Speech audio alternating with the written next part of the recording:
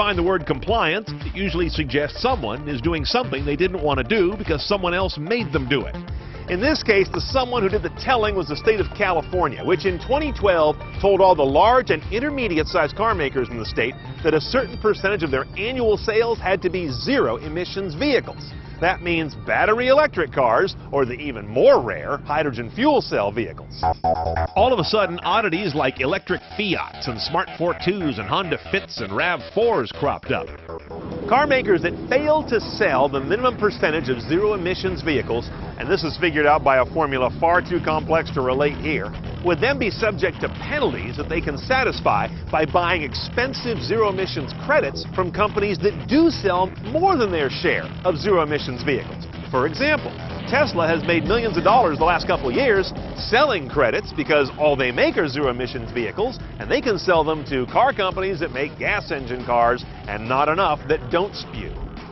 Not to say all zero-emissions cars are compliance concessions. The all-electric Nissan Leaf and Tesla Model S are bona fide sellers. But those two cars make up some 70% of the U.S. EV market, leading the rest of the list to be painted with the compliance car brush.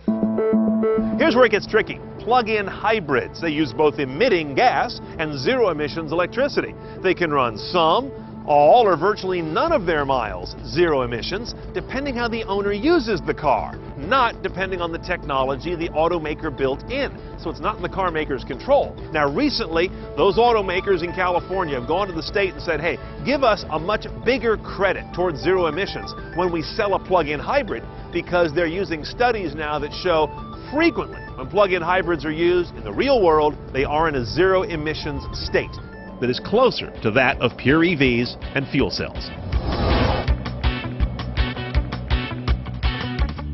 More Car Tech demystified right now at cnetoncars.com. Click on Car Tech 101.